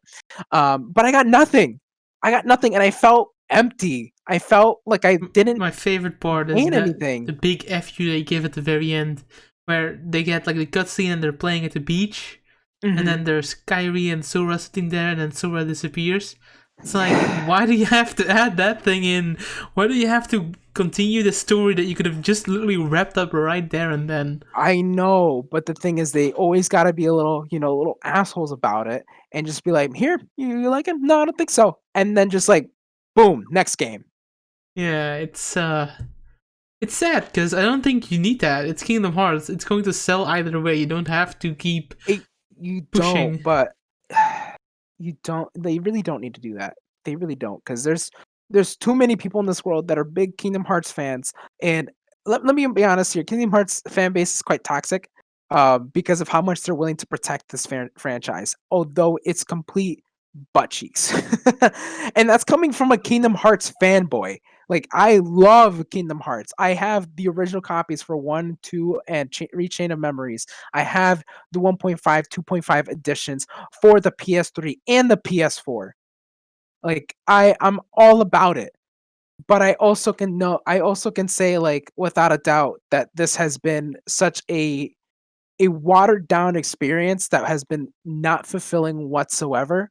At that point, I'd rather just replay Kingdom Hearts 2, because that felt better in some ways, because at least, like, in a way, you at the end of the game, you basically get your resolution. Like, oh, they come back together, everything's good now, and then they read off to something for their next adventure, and then it leads into Kingdom Hearts 3 after some events, but yada yada yada. You're kind But of right. That's right, actually. because at the end of the game, Sora and Riku come back together. They make it to the island with, Sora, not Sora, Donald, Goofy, and Mickey, and then Kyrie's there. It's all nice. It's happy, cool. But honestly, a part of me also kind of wish they just left it at Kingdom Hearts 2 for the Xehanort Saga, but they want money. Yeah, I mean, I guess they wanted a happy end for everyone. All of the nobodies, The the nobodies, guests from the Birth by Sleep. Yep, You and know, even when we almost get that, then they give us a big FU and just like, here, wait for the next game in like 20 years. it was just too inspired by Avengers. They had to do the Thanos snap on Sora. That's That's that's it. and I never mentioned this earlier too, but I understand that, like, hype and excitement could definitely ruin your experience. If you overhype something, it'll definitely dwindle down on your experience. And that is definitely partially my fault, but it's Is it also, though? like, I Because feel this like it game is, was in the because making for years. that's very true. That was the point I was gonna get on, is that I've been waiting for this game for so many years, and to finally see a main Kingdom Hearts title come into the realm of this world and be able to play it was a dream of mine when I was a kid. Because at that point I had 1 and 2 and Rechain of Memories. But then playing it and seeing how things were was just so disappointing. Honestly, I bought the, what was it, $230 edition, which was basically the deluxe edition with everything, that small Kingdom Hearts box with the game, steelbook, art book, pin. And then I also got the Toy Story Sora, Donald, and Goofy figures, like action figures, whatever you want to call them, with the stands. At that point, a part of me wish I didn't get it, because at this point, this game was not worth it. But Ooh, at least I guess I can say it that I have that's it. that's rough, man. You say it like that. Like, I wish I didn't buy this amazing box with all the cool stuff in it. I Because, mean, because, like, frankly, it is cool stuff. Don't get me wrong, but like the way that it came with this entire experience, it did not live up to my expectation. And although my expectations were high, it could not be helped. At that point, honestly, I don't think this. I'm not saying this as a joke. I'm saying this seriously. I think the jump what was it? The that fighting game, that anime game that recently came out with What? like the $300 like bundle. I don't know which I game can't that remember. is. Hold on, Is it Shonen Jump? No, right? Ultra Jump or something? wait. I'm looking up right now. Jump Force. There you go. Jump Force. Close And enough. close enough. And that game is doo doo. It's dookie. And I had fun playing with it. Don't get me wrong. But and I will admit this. I paid $300 for the Xbox edition with the fucking statue. And the statue is lovely. I love it. Wait, who I is on the still have it. statue? Naruto, Sasuke? No, Goku and It Luffy. Yep, Luffy, Goku, and Naruto. It's great. I love it. It actually looks really good. The game itself, though, it's riddled with like terrible lag. The game is not that good at all. The story's awful. Yada yada yada. It's a topic for another time. But I feel like that one was in a way more worth it than the Kingdom Hearts game that I love so much. Because at least like although I knew the game was bad, I still had fun playing Jump Force, like playing as Yugimoto and kicking people's butt online. Yeah, that's And then pretty just like good. looking at the statues pretty cool. While I look at like the Kingdom Hearts like statue action figures I have, which still like I'm happy to see them, but then also in the back of my head, it's just riddled with disappointment. That's rough. I hope that the next game potentially can revitalize your dwindling flame of passion. And you know what's the funny thing though? I know that I say this now, like about that stuff, but then I guarantee you, if there's like when Kingdom Hearts 4 comes out or whatever, I'm buying the like the bundle edition, whatever, the Again? best thing I can get. Yeah, yeah. So then I can also complain about how bad it is because I'm bad at managing my own money. That's true. I can see people do that, yeah. Because like although I say this stuff, I say this in good faith, like because I love the series so much. And it just hurts me as a fan to have to say this stuff, but it needs to be said. I've been holding this in for super long. Yeah, And we I had hope to for get it better in the back. future. I definitely do. I feel like I'm not really like a fan of Kingdom Hearts in that sense, but I do like the whole like light versus darkness and Disney World stuff. I Mhm. like seeing it happen, and Yeah. so to speak. I don't really necessarily want to play it because I mean, it's just a different, it's just a normal game when you play it. I yeah, guess. consider yourself lucky about it, to be quite honest, I mean, yeah, I because guess. like that you're not a fan. I mean, Because I don't make any losses. That's the Mhm, difference, I guess. I'm not in your position right now because I can see it as like the third person. I'm that mhm, friend on the couch that's like, yeah, dude, this looks sick, and then you're the one frustrated because it's not what you want. mhm. Um, but yeah. So you like the Keyblades? Is there anything else that you like, or how do you think they could have made a good game out of it? I mean, fix the combat with like the floatiness. That's the first thing that comes to mind. I liked how snappy, quick everything was in Kingdom Hearts 2. Make it like that again. Like it's been like that ever since after Kingdom Hearts 2. Like Dream Drop Distance was like that, where Sora was super floaty. I'm like, why? It really for me. It breaks the tension of the gameplay. Because I feel like someone's just holding me up for like 2 seconds and then they drop me afterward. Yeah, yeah, yeah. um, make although the combat was really good on its own with the different abilities, just don't just tack things on in the beginning of the game and just like act like that's normal. Like, I like to have, stuff that you get have like at least not plot significance per se, but at least progression throughout the game. Like I wouldn't have much of a problem with this nitpickiness of mine if it was an ability I acquired like after I beat Hercules World or something like that. Yeah, definitely. Um, the story, I'm not gonna ask to fix the story because I have no hope for it. But I would love if for anything, depending on how they approach it, because I don't know if there'll be more worlds or it's just centered based off of like the world ends with you. It might be just the like main world or something. But if they have other worlds, I would like it to be more involved. And it's not as if I'm just taking a stroll through each world and that's it. I want to feel more immersed into it and be able to say like, oh, like that was a great experience. Because most of the time, me going through the worlds that I did left me feeling empty. Like Yeah, it didn't I feel did at the not very care end for the that you yeah, I achieved didn't. anything. No, I did not care for any of it, and I was just like, it would have been no different if I was there or not. Because this is literally again, like as I mentioned, just the movie stuff. Like I don't know, because like Frozen particularly comes into mind where that level is riddled with backtracking and it's awful. Awful. I hate that world so much. And you go through the same area every single time. You go through the ice castle, you go up the mountain, down the mountain, up the mountain, down the mountain. And it's so stupid until then you reach the end of the world where you see the villain like run down the mountain. You barely catch up to him and then the events of the movie happen and then you just fight a heartless out of nowhere because of the evil villain thing conjuring up darkness. Like that's what I mean though. Like there's no like they're not a part of the story. They're in it, but they're at like tacked on in the end. Well, the movie just takes its course.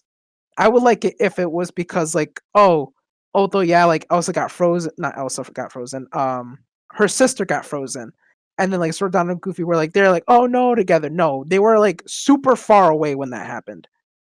And then they saw like, oh, like everything's fine, yada yada yada. No, they're like, oh, like maybe we'll try this or do something. I don't know, like stuff like that. Or like for Mulan, going back to Mulan, like it felt really significant when the Hans, I believe they're called, or like the main villains basically, like they came to China to mess things up, and Sora, Donald, and Goofy fought that guy with Mulan instead of Mulan just doing it by herself. I'm like, damn, like this could have not happened without me. Or like that big heartless that came over to the same like to like the castle and like try to mess things up, you know, like that instead of just like here's the story play out of the movie, here's a random enemy that you have to fight as the boss. That did Mm. not sit well with me.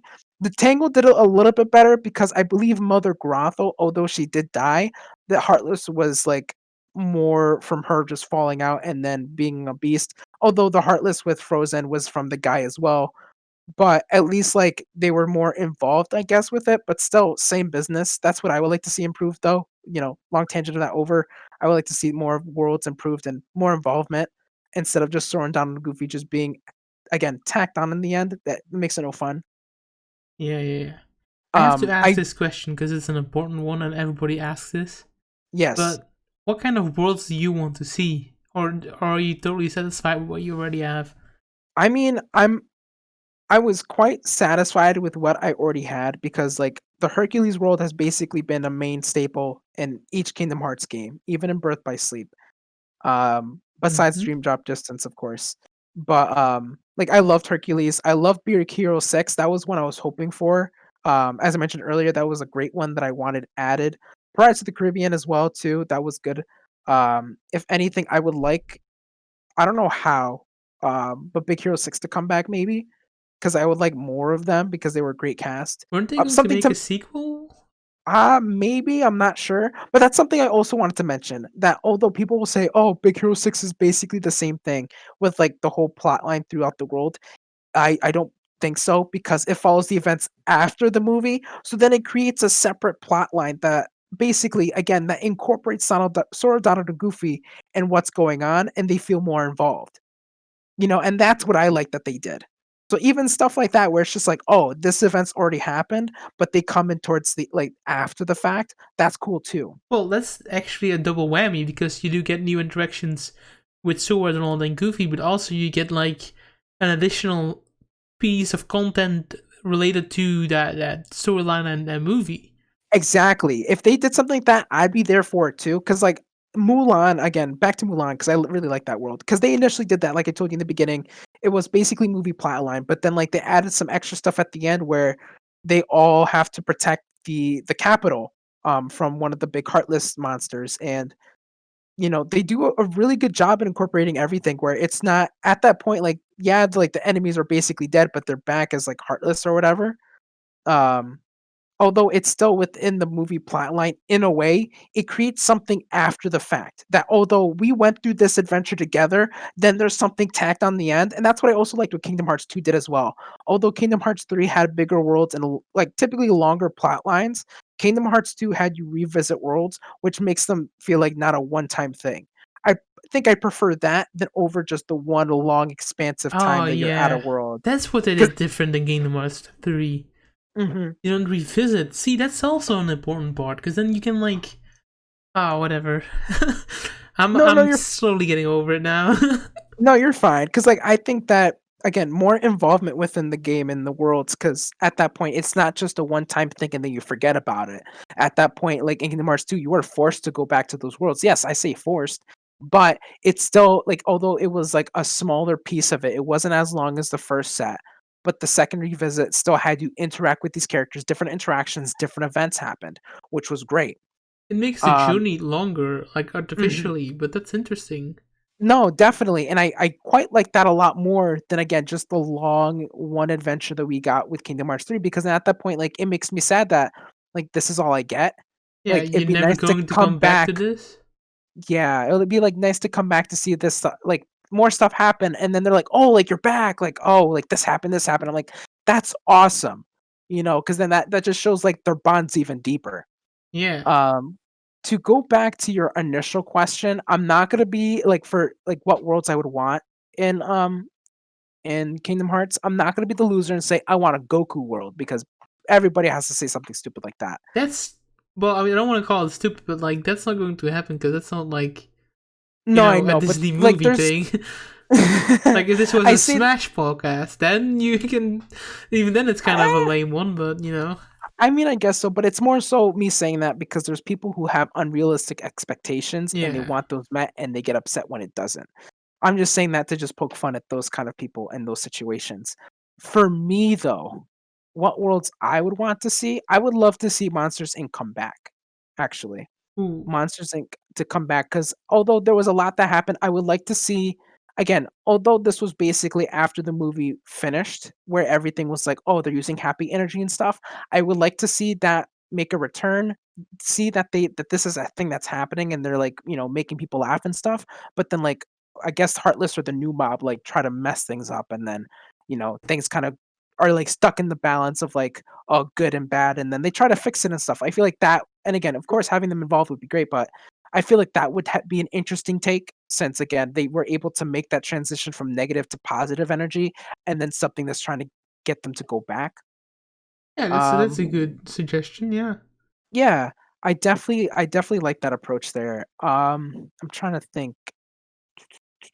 I mean, we're I kind really of like that's kind of a good like segue, considering they're going to start a new arc anyway. They could use that as a transition. definitely that would definitely be a good transition. I definitely agree with you on that one. I honestly can't think of anything else though. Really. You don't have any Um, series or something that you'd like to see happen? hmm. A lot of people are kind of disappointed that there wasn't a Star Wars world. No. I mean, Like, Star Wars is kind of a sour spot for many people now, but still. yeah, I mean, like, I could definitely see it. Would I want to though? No, because like it's more so because all the stuff that we've seen are typically like Disney properties and Disney worlds, like within their animated or what have you, or like even the real life like Pirates of the Caribbean. That was fine because that was a Disney property that was made with Disney. Star Wars was Lucasfilms previously, no, and then they got bought out by Yeah. basically, like, it wasn't an originating Disney story, and just because they own them doesn't mean that they will tack it on as a Kingdom Hearts world. That's not that for me, that's not the purpose of it, that's not the point. The point is, like, to incorporate the land within Disney, and yes, Star Wars is a part of that now, but then, again, at the same time, it just doesn't fit within it, but people could say the same thing about Pirates of the Caribbean and then make that work. I mean, sure, if you wanna have a guy kiss his sister, that's fine too, whatever, Wait, but sorry. Oh yeah, Star Wars. exactly, but, like, that's fine, weird flex, but alright, you do you, man. Weird flex. I wouldn't even call that a flex. It's just weird. I mean, hey, you never know, people are weird, and again, especially with Star Wars not being so hot on the table right now, you Yeah, know, I it's don't know rough. about that. It could have I've fit nicely in Kingdom Hearts though. Other than it and being a bit too serious, it does mm, kind of play with that light and darkness theme with like the Force. it definitely could, it'd probably be a situation how I was with, like, Steve with Minecraft, where I didn't like the idea before, but then I see it implemented and I start to like the idea. It could be definitely something like that. I just don't want it to be like a retelling of the movie, like also Pirates of the Caribbean did, where it was just like the retelling of the movie and then events tacked on. Same with Tangled and Frozen. So I would like Mhm. something. I would like something new with them in it, or like have like them do the racing or stuff like that. I'm not a Star Wars fan, just to put it out there. But that'd be fine too. Like if they were able to make it work, I'd be down for it. It'd be interesting, and maybe I would like it at that point. Um, I'm also because like a part of me also would like to see some of the sleeping worlds come back into play, if anything, now that they're once like awoken. Like it was interesting, like for Quasimodo's world. Um, like it was nice to play through that one in Dream Drop Distance, but I would like to see that make a return. Also in what's it called? What was it? Birth by Sleep 2. Those had some unique worlds. Like I liked Stitch's world, to be quite honest, in not Dream Drop Distance, Birth by Sleep.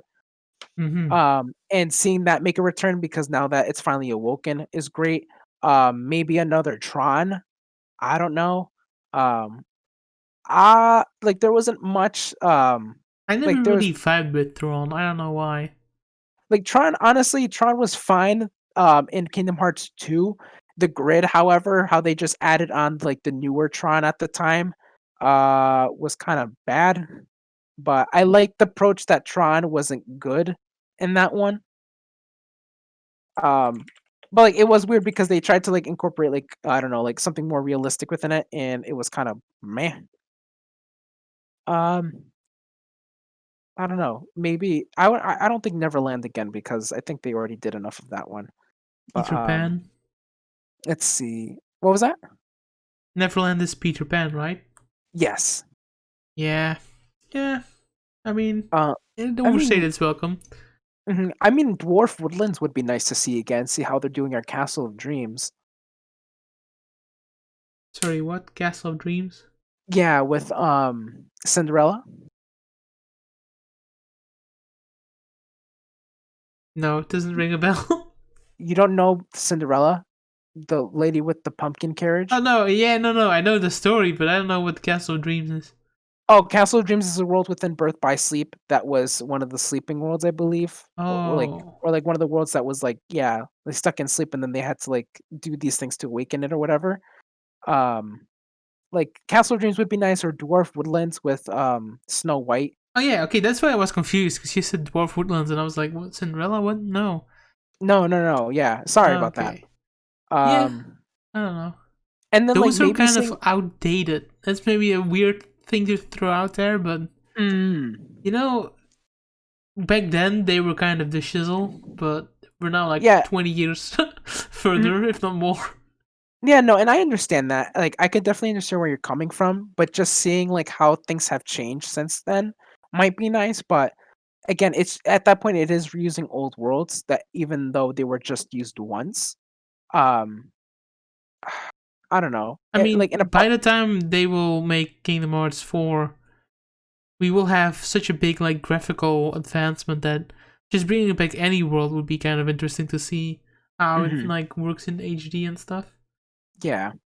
Um, but mainly Deep Space with Experiment 626. I would like to see that make a comeback. But like with actually like on the island that they live in with Lilo. Yeah, Hawaii. Yeah, basically. I don't know if they had a different name. Like I was thinking more of the name that they were on, like the city or something, but I don't think that was mentioned at all. But I think that's just what I have for now of like what I would like to see um in Kingdom Hearts 4, maybe even Moana in a way, but like I don't know, like those are the main ones to be quite honest with you. There's kind of like yeah, Moana is kind of a weird one because that one wouldn't match well with Lilo and Stitch because it's kind of like the same ground. I feel like Yeah. for in the same game, but that's also a good choice. That's why I prefer Lilo and Stitch because we've seen him already as summons twice, and then kind of his world once Y- in Deep Space in Birth by Sleep. So I would like to yes. see more so the rest of the characters that they already showed off in Birth by Sleep. Speaking of summons, let's get a Chicken Little World. Who's in? Raise your hands if Actually, you want a Chicken Little World. I would. That's actually a good one. That's actually one I would definitely would like to see. Nah, I'm not there's gonna like lie to you. nothing they could do with Chicken Little. I mean, you never know. That's true, but I mean, kind they of did. do. Like again at this point, they did pull movie plot lines into Kingdom Hearts, so they could do the same thing with the sky is falling, and then it's just heartless everywhere. I don't know. What if the sky that falls is actually the like realm of waking or whatever that I mean, the people that'd are be stuck in? interesting. Hey, you definitely need to get hired. I As was a about to director. say hire me. I can make a better plot. We can use Chicken Little. That Hell will get yeah. the people to buy it. Give the people what they want, and that's what I want too. Is a Sephiroth battle. I want to Yeah, fight I was really Sephiroth again. disappointed at how they like even more backseated all of the Final Fantasy characters. Yep, and that is something actually I completely forgot to mention too about why I didn't like was that yeah, although I understand that like they when people say this in argument that they're just trying to incorporate Disney itself, like mainly that's it, and that the Square Enix counterpart of Kingdom Hearts is just the one like the original characters and that's it. I don't agree. Kingdom Hearts, the first Kingdom Hearts game included some Final Fantasy characters, not any worlds. Worlds would be nice, not gonna lie to you, I mean, but that would be cool for like one world. exactly. I would be fine with like one world specifically for Final Fantasy characters. But Final Fantasy characters were important to the initial plotline of Kingdom Hearts 1 and they were for Kingdom Hearts 2 within Hollow Bastion, yes, but they were still important. And then now they get backseated to nothing in Kingdom Hearts 3 unless you get the DLC. See what I did there again? The DLC is you get to see them for 5 seconds with them talking to Riku, I believe, about stuff that's going on, and then it leads into the data battles. But that's it. Yeah, and also it's not like there's nothing going on with Final Fantasy. If anything, they had like 20 different protagonists that they could have also entered into the fray, but instead Eh, of that, you I mean, know, yeah. No, yeah, you're exactly right. Or you know what would have been nice too if they included the Final Fantasy characters from Kingdom Hearts 1 that seemingly have disappeared, aka two characters from Final Fantasy 10 and one from Final Fantasy 8 yeah, it's just kind of weird how they just kind of like disappeared. shoved that. Yeah, I guess they didn't have time or something to Yeah, implement and anything of that. the thing is, like, one of them was reintroduced in Kingdom Hearts 2 as like a friend of Kyrie's when they were like in student uniforms, but then she disappeared for God, to God knows where. Yeah, it's weird. I feel like both Kingdom Hearts and Final Fantasy at that time had the issue of not having enough time to be developed, hmm which was really unfortunate. And I hope moving forward they realize that mistake. I mean, I hope so too, but at the same time, I expect Kingdom Hearts 4 to be released sometime holiday season this year because I am a fan. I want what I want. I hope you don't take that seriously either, because that's a lot of people and what they say. Um, but no, like I want them to take the time to do what they want and to develop the game how they would see it best. But I definitely do hope that they take the stuff that went wrong in Kingdom Hearts 3 and improve upon it further on, like completely throughout the series, not just for the next game and then go back to it. I want to see this as a constant improvement. I think we need more cards. Did you say cars? Cards with a D. Cards. Cards. Cards. Okay, okay. Cards. Because I thought you were talking about like Disney's Cars. I'm like, you mean the movie they made to sell toys? That would have been a funny world though. I want to see See Sora Sora as as a a car. car. You know what? I'm going to Google that. I believe that's already a thing. If I Mhm. type in Sora cars, I wonder what will show up. But like Uh, that's the yeah. funny thing is that a manager of mine was just like he hates cars because of the fact that they were only made to sell toys and really didn't like dumb movie. But it would be hilarious. I don't think so, but it would be hilarious. I think it would be funny as a world. hmm Definitely agreed. Oh my god. I'm not gonna lie, I ran out of water a little bit ago because I'm just talking out of pure lovingness for the series. Oh, that wasn't very apparent. Oh, I know. I just try to make it transparent as best I can. Oh, let's see this. Oh my god. That's a picture of Sora as a Cars And character. that's something else. Oh my Jesus! If you guys have the chance, you have to look up Sora as a Cars character. My God, I'm not gonna lie, the drawing's actually quite good. Yeah, I mean, if you look at that, it kind of looks like it's going to be a good thing. Because this reminds me of like Simba's world from Kingdom Hearts 2 and how they made him a lion. I'm like, that's no different. Yeah, see, that's cool stuff. Mm-hmm. All on Basically, the next fours. Kingdom Hearts game is going to be about how they have to use both the positive energy that's now abundant and the Mm-hmm. imbalance of dark energy, and that's why they have to revisit Monsters Inc. and you have to go to the Cars world because all of the cars Yeah. run on an engine of Mm-hmm. positive energy. It sounds like a brilliant idea. Something I would, if it happened, I would laugh my head off. I would Yeah. so laugh. I know, I'm not gonna lie, I know a lot of people would be pissed, but I would enjoy it. I would 100% You enjoy can it. come to me and you can say I told you so, but I don't think it will happen. Like, there is miracles and then there's cars.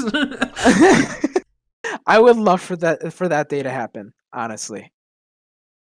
I mean, because that's what's cool about the Monsters Inc. world, that there's like a different version of Sora. No, yeah, of course. And That's kind I of always what like takes that. away from Frozen and Tangled, because it's just Sora. Hmm. No, I definitely love it. And I liked it when they did it with again Lion King, where Sora was just like a lion. What was it? Goofy was like a turtle, and then Donald was like a bird. And I I know think they that originally did was he a that turtle first. in both that world and in Little Mermaid? Yes, but That's funny. instead of a bird in Little Mermaid, Donald was a like a squid. Yeah, obviously. Yeah, no, of course, makes perfect sense. But yeah, I was actually about to mention that to myself, where I know they did that first, but like I feel like it got more creative when they did that second. And what I did like to because this reminds me of like how people were complaining about Pirates of the Caribbean for Kingdom Hearts 2 because like how Sora stands like out brightly, but then the world's like super dark and like I don't know, gross. Is that they accommodated by making sure Sora fits in well within the world, like via his color too. So like he fits in overall, so it doesn't like make him too distinct or like off putting. Uh huh. I also like that they did that. So like a small improvements like that because I bet that they heard how many people disliked the second Kingdom Hearts 2 and Pirates of the Caribbean because of how off putting he looked. Small improvements go a long way, and it doesn't go unappreciated. Yeah. I mean, the game looks good. Can't complain about that. No, not at all. The game looked really good. A little bit, I think, a little bit better than 2.8. But it still looked nice. I'm not gonna lie, jarring too compared to like how far we've came from Kingdom Hearts 1 and 2, and like how the style was back then to now. They could have And given it the HD remake, to be honest, on the older games.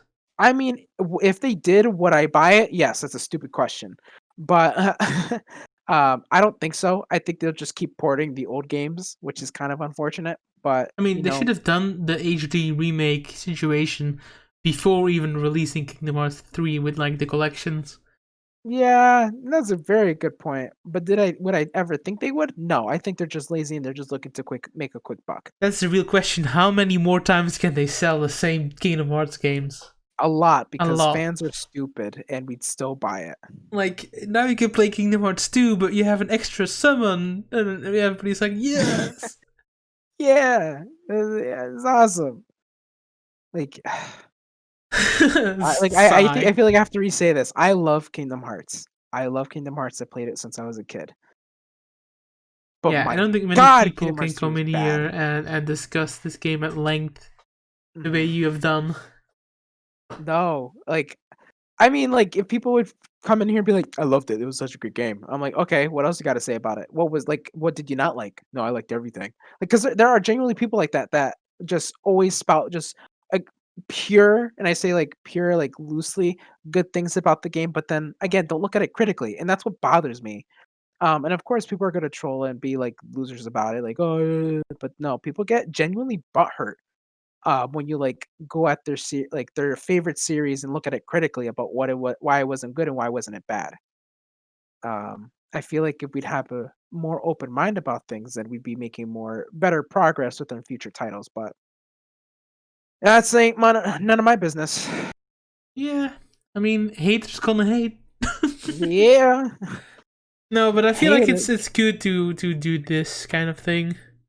You could it. do the same with like Pokemon, where that series is also going downhill quite Oh my fast God. Do with you want no to make stopping. another podcast with us talking about Pokemon? Because I could talk a little bit about it. Not probably not as much as Kingdom Hearts 3, but you know. Yeah, I mean I the don't problem is it still is fun, so you keep no buying it anyway.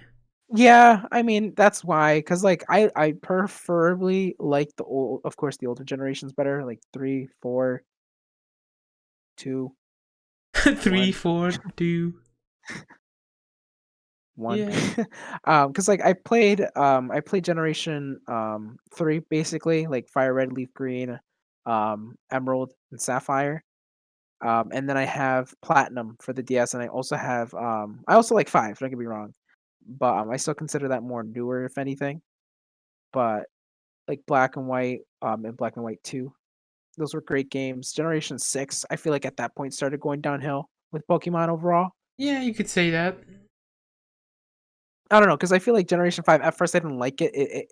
It rejuvenated the series quite a bit, and it gave it a different take because it just only gave you that region's Pokemon in the beginning. Not until you beat the game did you get access to other ones. I think the problem is that it hoped to grow up with its audience, but it didn't sell enough, and then they decided to just freaking keep going. Hmm. Because Black and White is like supposed to be way more serious, and after that it kind of just reverts back to the state of original Pokemon. Hmm. I mean, like it's Sword and Shield is okay now. I have not bought the DLC, nor will I be buying it. And the animation's awful, but some of the Pokemon's kind of cute, not too bad looking. But But that's always going to be the case, though.